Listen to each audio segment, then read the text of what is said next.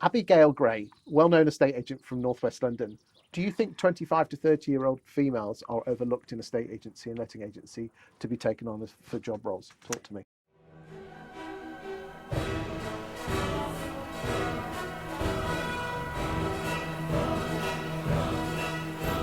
I mean, it's a difficult question for me to answer because they're not overlooked in my organisation. I wouldn't pick a man over a woman. In fact, I might even lean a bit more on the positive discrimination side. But in general, I would say definitely 10 years ago, there would have been a sort of a bias against hiring women who were deemed to be in their sort of pregnancy years, because there was a fear that they would leave. They'd go on maternity leave and they might come back, and if they did come back, they'd want diminished hours, or they might not come back at all. Or they might come back and then have another one. Well, exactly. And then as they were getting their feet under the table, they'd leave again. So I think that's definitely been a problem with recruiting females and them advancing in their career in a estate agency. But I think maybe now things are changing, and if they aren't changing, they should, because there are more options available. So if you plan your recruitment and you look at your legacy planning, you'll make sure you've got a plan A and a plan B when someone needs to leave, even if it's only for a short period of time. Do you think estate agents as a whole are very good at forward planning their recruitment? No. Or do they just wait for someone to hand their notice in and then ring up the recruitment agent? Yes, yeah, I think absolutely. And I think that that is a problem. I think we only look for what we have a need for, as opposed to constantly recruiting. I mean, there are definitely some people out there that do roll out a policy of constantly recruiting. It's more difficult when you're a small agency, because that wage bill, the balance of that wage bill, is very difficult to manage. I mean, I was always taught by someone who I think a lot of in estate agencies that you should almost be building relationships with all the negs and the valuers within a radius of your office, building relationships up with them. So you don't necessarily offer them a job, but you get to know them, and so you can almost find out who you like a couple of years before you actually then want to offer them a job. I think that's a very good point, but I think it depends on the area that you work in. I'm not sure that would be my plan. My plan would be building relationships, which I think is a great point. Would I want to employ lots of the negs and valuers around where I am? I'm actually looking more at employing people that are coming from outside of the industry. Why do you think people from outside the industry are better, and you're not the first person to say that, better estate and letting agents? And remember, there is a difference between the two. Absolutely. I think a lot of the skills in a estate agency can be learnt. It is difficult to hire someone at a higher level.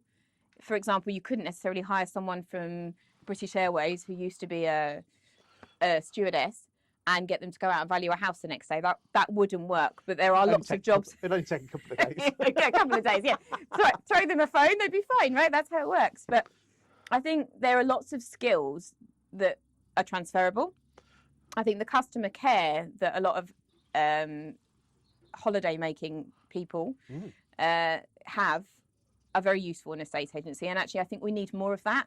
We need people who are more nurturing, better able to build relationships and see the value in those relationships to give the client a better service.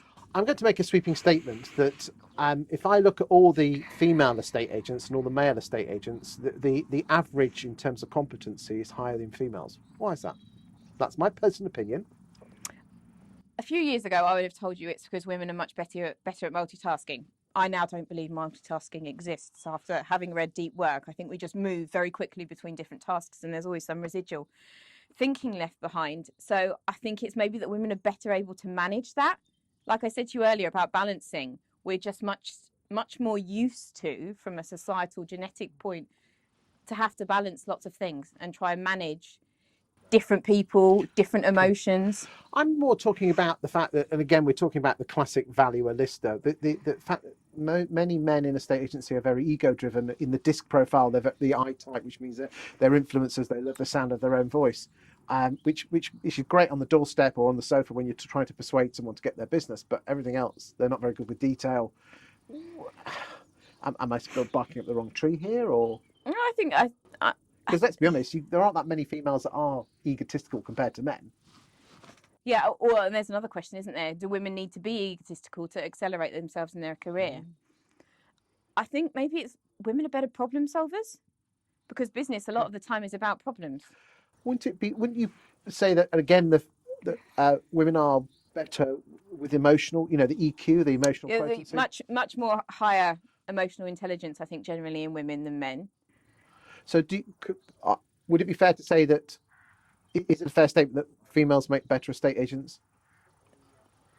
Or that's too sweeping statement. You know me, I like a bit of I clickbait. think it's probably too sweeping a statement because I don't really like putting people in boxes. Okay. But I think generally those with higher emotional intelligence make better estate agents, and it just so happens that a lot of the time they seem to be women.